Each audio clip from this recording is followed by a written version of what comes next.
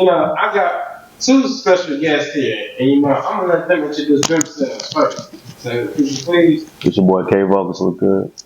It's your girl Nesha Stakks. Already. So, Kvocalz and Nesha Stakks, man. Thank y'all for giving us your time today. We definitely appreciate it, and thank y'all for showing up. So, you know, just get into the introduction about you. Can you share a bit about your journey into the world of music and how you got started into the industry? So, you know, what kind of made you want to start making music? Shit, growing up, watching everybody else do it, watching the legends like Usher and everybody come up, you know what I'm saying? Originally, I started off as a rapper, you know, watching all them spit, you know, the New York style flow and all that, but and wanted to emulate them. But then as I started getting into the R&B world more, that made me want to do it too. So, you know, I realized that I had a talent to do both, so why not do both, you know? Why limit myself to just do one? So that's what I try to do. Okay, Mason. Okay, and then what about yourself? And I myself, I started through him. I started as a child writing, and I kind of didn't have a drive to go and get that push. And when I met him, he basically gave me the go. He like, you're talented. You should do this. You should do that. So go for it. Yeah, no, I was like, cool. And I definitely respect it too. So, were both of y'all interested in music at a very young age? Was it elementary, middle school? You know, kind of coming out the womb. You know, some people be saying they singing out the womb. You know, they been doing it. For me, I just basically was growing up watching videos, Street Flavor, MTV, stuff like that. I'm like, oh yeah, I could do that. Hearing different songs and, you know, playing my iPod just every day. I'm like, oh yeah, I can write. So I start writing. Okay. So writing, how long would you say it takes you to write a song for the both of you? Well, he could do it in minutes. Me, yeah. I kind of ponder on it a little bit because I wanted to sound right. I wanted to, you know, flow a little bit. Okay. I want to feel it.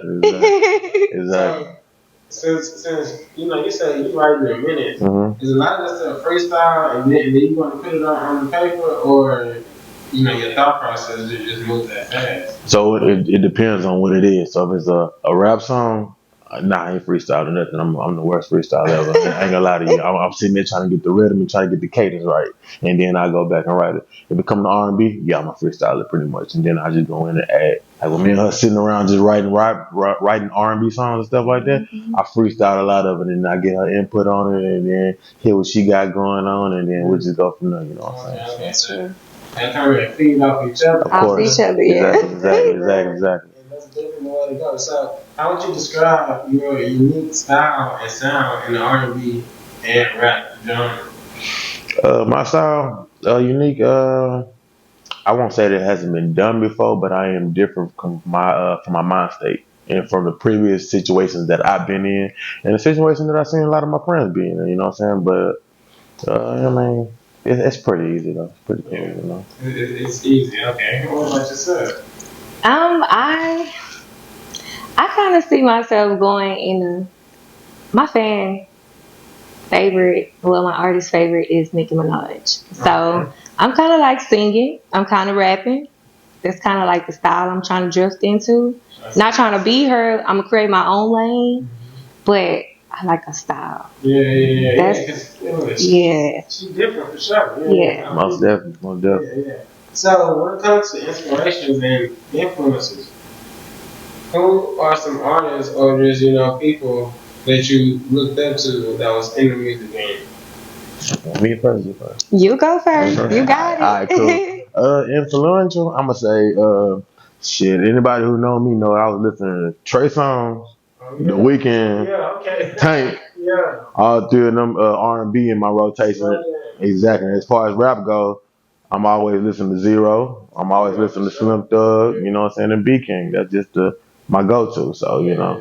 And we're going to definitely go back on that because, you know, I didn't know that you got music in all of those artists that you made. Exactly. We're going to definitely go back. So, those are artists that you looked up to growing up? Okay. And then, do you say, or would you say that you can see a little bit of their style in your music? Yes, I steal a lot. Okay. I feel a whole lot. I'm not gonna lie about it. I feel a whole lot.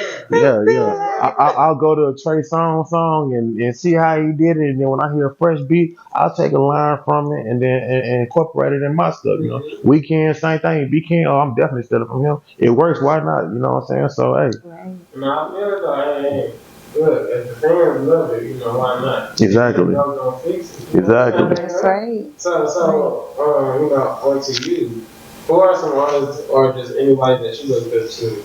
So I'm kind of like rough on the edges a little bit. So I'm kind of like a little street. So I kind of mess with the guys. Like I grew up on Zero. I grew up on Slim Thug.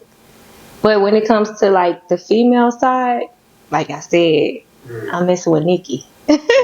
I'm a Nicki fan. So yeah, that's pretty much my era right there.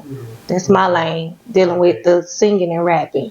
Yeah, and when you said that you see a lot of females or males kind of go towards your music, I see more males when I make like love songs. yeah, okay. Like the song I just dropped, All I Want Is You, I see a lot of males gravitating to it. And I don't know if it's the lyrics that I'm saying, but I'm gonna say this.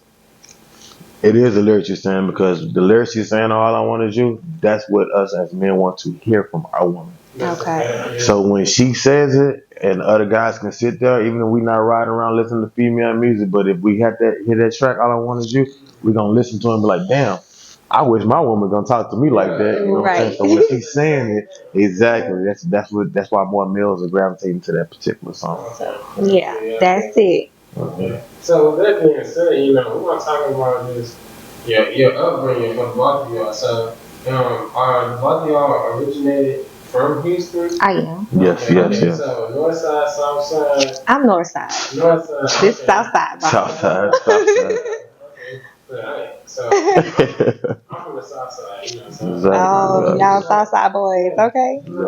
But you know, how would you say your upbringing kind of affected your music?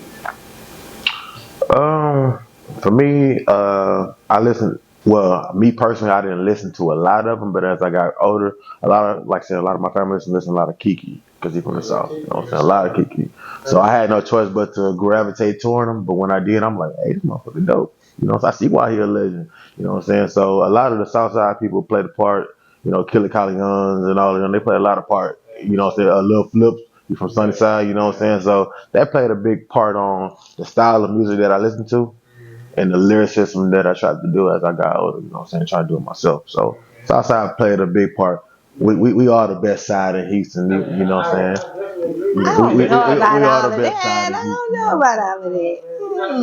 The crazy thing is always, you know, that big debate Southside versus Northside in Houston. I mean, everybody know the Northside the best, man. Yeah. Definitely. But what else I want to ask is, are there any specific artists or albums that you say impacted any of your music? Specifically, you know, a lot of people sometimes they might have a favorite artist or maybe just a favorite album. You want to take this? You go for it. You got the albums, baby. All right, I give you one. I give you one of each. I give you rap and R&B. For rap, I'm gonna say No Love Boulevard by Zero. Okay. That one is 12, 13 songs. No skip. When you're going through it, you're going through it. Yeah, it's a go. And it's a go. My favorite artist too. That's mine. Right. That's my yeah. guy. And then R&B wise, The Weeknd. Of course, I'm gonna say The Weeknd. The Weeknd. Of course, I'm gonna say The Weeknd. But I'm gonna say Trilogy. You know, when he first came out, you know, it was different sounds. You know, of course, it was like 30 damn songs on the motherfucker, but it was different. It was different sounds though. So I'm gonna say those two. You know. Okay. Do you have any specific that you like tonight? I mean, he kind of like stole my artist, you know. Man. The Weeknd. Who else? You talking about like R&B or rap? Either or. Okay, so yeah, when it comes to like rap, yeah, I'm like y'all. Zero. Yeah. I like Yo Gotti. No, yeah, that ain't hard to. Yo Gotti is hard. I gotta throw Fast Lane in there because I just was bumping that Talk of the Streets. Hell yeah, that motherfucker That hard. shit is bumping. It's bumping definitely. Hard as hell. So yeah, gotta throw that in there. But yeah. Okay. No, I definitely love it. I love to hear it. So when it comes to your creative process, take us through your typical creative process when working on a new song or album. What do you get your inspiration from? Which one, rap or R&B? R&B, I would say. Ooh, R&B? Alright, cool, so it's easy. When I'm listening to an R&B beat, I don't like those dance R&B beats. I'm more of a serenade kind of guy. I'm more of a cool, slow sexual kind of guy, you know what I'm saying? He's very sensual. Very sensual, exactly. He is. So when I'm listening to them beats, I gotta think from a point of view of when women hear this song, are they gonna be able to feel it? Exactly. Feel the lyrics particularly. I don't want to just be singing. There's a lot of people that can sing and do run-ons and all that. Nah, I ain't about that life. Right. I want you to feel the music though, so you can play it over again. So what's the process like? The process is like listening to the beat, hearing it. First thing come to mind, because that's always your first. That's always a good thought. And then after I get it, I just let it ride. You know what I'm saying? Let it go. And if I can write it just like that, it's just what it is. You know what I'm saying? Exactly. So how do you go about choosing a beat, or even choosing who you want to work with when it comes to being beats? Beats. If I have some R&B, I go to different guys. You know that I'm pretty comfortable with. One of them is TA, super producer TA. He wrote for Jeezy, made beats for Jeezy, Boston George, pretty much every legend in the city. So he's kind of like my number one guy that I go to for beats, you know, more than anything. And he get my vibe and he get the direction that I want to do. On that, as far as who I want to work with, since I rap and sing, it's not the case that I really just need to work with anybody. But I'm a fan of music as well. So I like when other people do music, you know what I'm saying? So I like to incorporate them what I got going on. Yeah. Definitely. Exactly. Okay, so what is your creative process when it comes to making music? Well, for me, I mean, I just put my feeling into it. Whatever I'm feeling at that moment, that's what I write about. It could be about anything. It could be about love. It could be about heartbreak. It could be about him. You know, I write. Whatever, so like you say, real life, whatever you feel. Whatever I'm feeling. Okay, I like that. Exactly. So, how do you approach collaboration? Because you did kind of mention how you don't really need to work with the artist at the same time. It kind of helps because of course, you like each other. So, how do you go about choosing who you want to work with? So it depends on the vibe of the song. If it's a song that's a fast, we can just do both rap and R&B on this. It depends on the vibe. If I feel like it needs that extra go to it, the extra upbringing, I'm always go to my number one. Is gonna be B King. You know what I'm saying? He the one show me the road. But other than him, I'm gonna go to like an artist that I know got a fan base. I'm just gonna keep it real. We in the age of social media right now. Right. They gotta be working. Got to. I can't put you on a song with me and you're not working as hard as I am. You know how I'm not saying I'm the best. I ain't saying I just got it out. Nah. But if I don't see you working, you posted one song and you ain't did nothing with it for like 2 years, then how am I put you on a song with me? Right. So if I see you working too and I see that we vibing collectively, then hell yeah, we can do this. We can make this thing work, you know what I'm saying? So if I get the vibe of it, you know what I'm saying? That's what it is. Okay, definitely. What about you? Me? I'm just really coasting right now. I'm testing the waters. I'm just not coming out. You know, I'm doing a little writing. I'm working with him. I'm letting him guide me and show me the ropes on how this stuff goes. Because, you know, he has a lot of experience. He has more experience. This is my first go around. So I'm just kind of like letting him lead and I'm following. Definitely. So I want to ask you, Kvocalz. Yes, sir. You know, and I love to ask this question because sometimes people laugh when they hear it, but have you ever had anybody send you a trash verse or something that you oh man. you know, take this back, or I don't think we're gonna make this song. Why you do that? Yeah. Don't blast nobody. I'm not gonna say no names. And if you know people who know me in my circle, they know. One of my one of my legend homeboys told me not to even put the verse out. I'm just gonna say that. But yes, to answer your question, yes, I got a verse from somebody before who I think very highly of, Right. and when they sent it to me, I don't think they put effort into the verse. They probably just thought I was just, and I'm like I said, I ain't nobody special. I'm just a dude trying to get it out the mud like everybody else. I don't think I'm better than nobody in nothing. I take my craft very seriously. But I thought he probably thought it was just, just another artist doing it. So he did the verse, and when I heard the verse and I played it for everybody else, they was like, "Nah, that ain't it, fam. That ain't it, fam." So from there, you just never put it on. I just took it off. Nah, I ain't never put it You on. been in contact with that artist ever since. Nah, not at all. Not at all. He dope, man. I'm a fan. It just kind of broke my heart a little bit. I ain't gonna lie to you. Yeah, most definitely, You know. True story. True story. True story. Definitely. That's tough. So when it comes to, your signature sound, what elements do you believe define your signature sound? And how do you strive to innovate within the rap genre?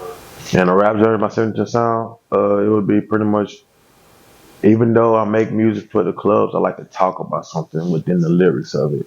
Meaning that even though it is just club music, or, I'm saying something like my single Go, if you listen to the actual verse, I'm painting a story of some situations that actually happened.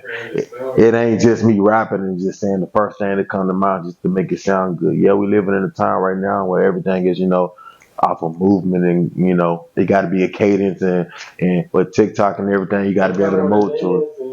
Everybody wants But to in the dance. actual verses, I'm painting the story. I ain't gonna never just give you I'm coming down and shake that ass. And I ain't doing no bullshit like that. I'm gonna actually paint a story that I've been through, or people that I know actually been through. You know what I'm saying? That's great to hear. So when it comes to your signature sound, what do you say that would be?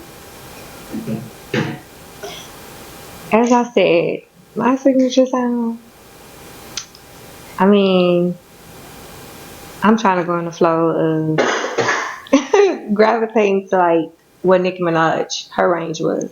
She started off rapping. Then as she rapped, she started singing. So that's my thing. I mean, I have a couple of raps out with him. So I'm like, okay, let me switch it up and give him a little love too. So be a little sensual. Do you like to sing or rap more? I feel like with my style, I think how hood I am.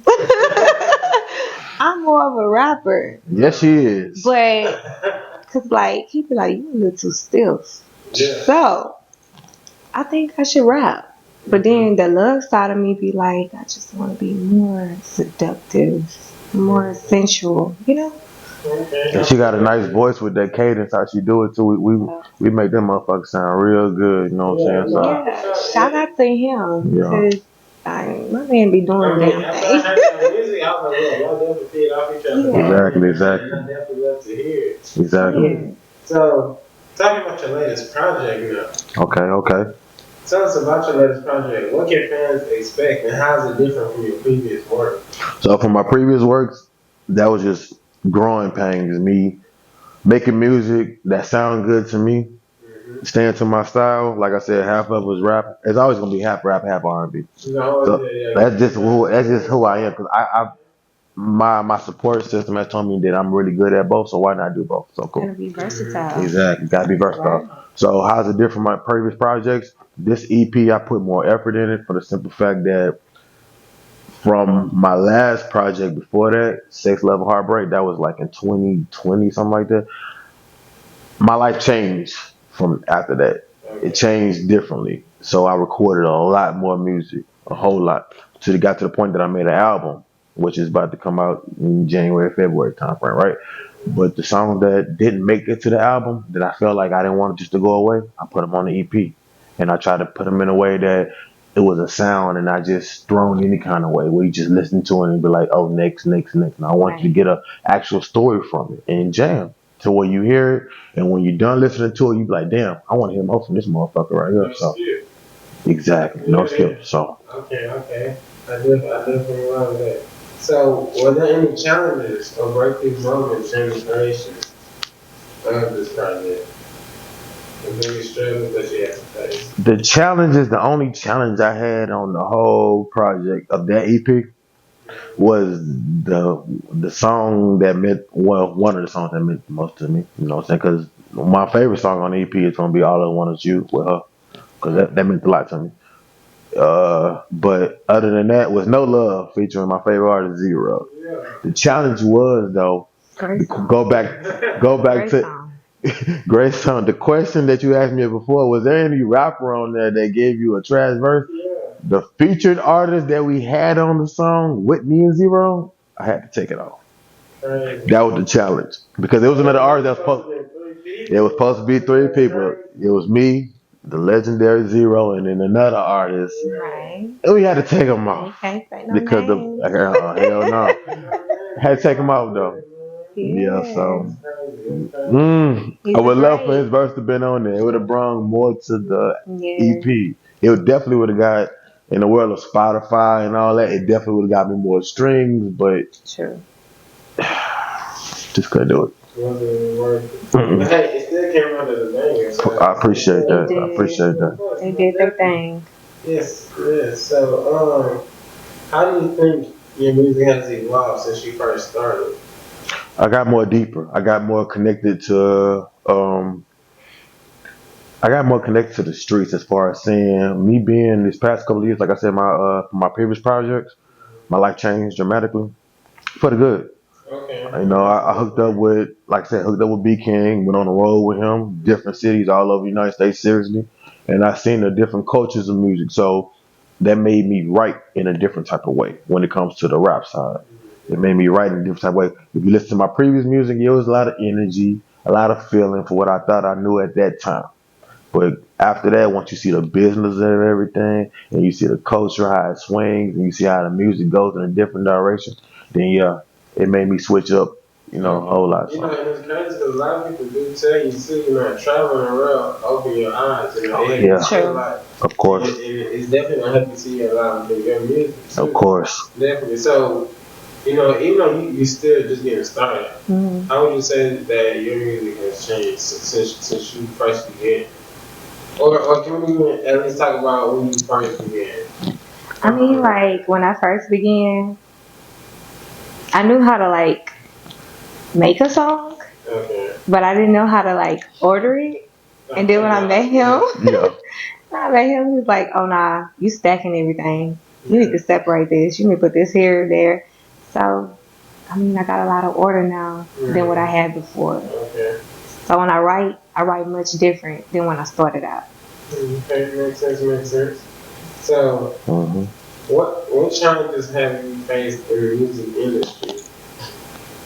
Particularly in the music industry. So, you have to this where I would say working with producers, DJs, videographers, or even just other artists. What challenges?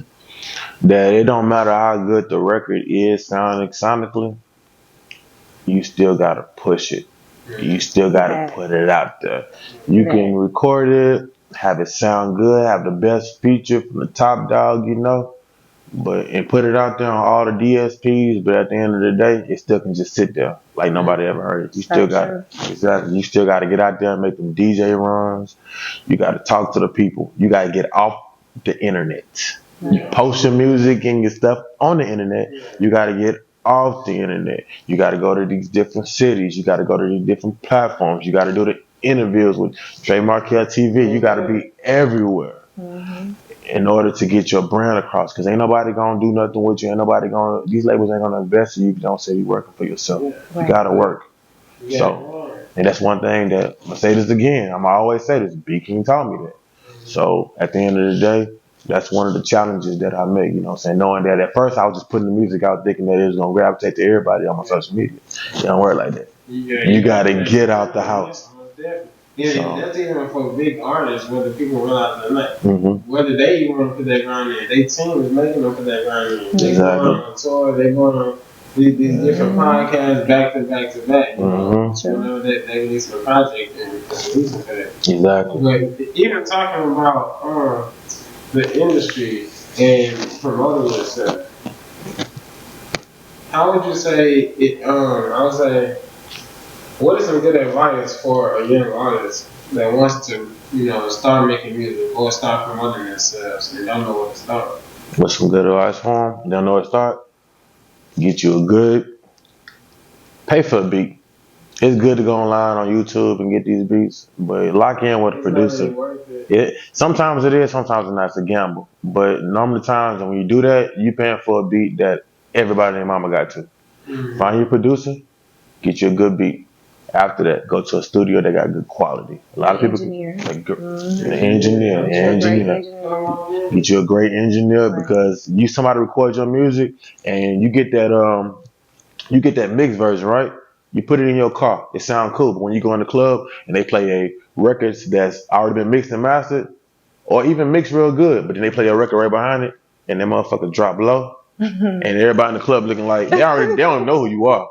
But that motherfucker so low, exactly. Sound check bad, so you can skip that whole process by getting you a good engineer, somebody that can at least mix your master to real good. After that, good artwork. Don't just get any kind of artwork. After you get that whole package going, get the engineer to get you that DJ pack list. You know what I'm saying? That DJ list where you have the edited version and everything for that record you're trying to push. After you get that done, get out the house. Get in your car. Go to the clubs. Go talk to the DJs. And push that. And push the record. Mm-hmm. After you do that, they not going to still just be cool with you because there's a million motherfuckers trying to do that. True. Keep following up with them. Right. Keep being cool with them. Keep having that relationship wise. Keep making yourself hot so when you do get hot, they can piggyback on that and be like, oh yeah, he came to me first. And they can feel like they're a part of something that's going on. But make it genuine though. Don't just do it just to be doing it. You know what I'm saying? And after that, still get back in your car. Go to these different cities. Get out of Houston. Get out of Houston. Get out of Houston. Go to San Antonio, Dallas. Go everywhere. You want a bigger fan base. Exactly. Exactly. Don't just be here. So that's what sound like a lot, but if you want to make it, that's what you gotta do because everybody can't get on social media, make one post and go viral. Everybody can't do that. They don't happen. I mean, it's exactly. They don't happen to. It's not that common. It ain't how it works. Because one more thing I'm gonna say, you could be the most sexy, attractive female in the world with 1 million followers, right? But the dudes that's gonna go to your page and the females that like your look, they're not gonna check out that music if that motherfucker trash. Oh, yeah, you can be a dude with no listen at all. Exactly. You could be a dude with the flashiest chains and you got the loudest weed on the ground with the money flashing. But when we go to that music and it's trash, what the fuck what we doing? What are we doing? Exactly. So you gotta be able to have talent at the end of the day too. So for someone that might be intimidated and don't even know how to speak to people properly, what should someone be saying to a DJ if they want to get their music played in the club or lounge or bar? Don't walk up to a DJ in the middle of their set while they got the club booming talking about, hey, I'm Kvocalz, I want you to listen to my music right now. It don't work like that. No, you need to wait. You need to get there early. And I ain't talking about the DJ got to be on set at 7. You need to get there at 6 o'clock to beat him there before he get out of his car to walk in there. Or if his or her set is done at midnight, you need to wait until 12:45 when they walking out of there picking up their gear. Hey, you need help with that? You need me to help you put your gear on?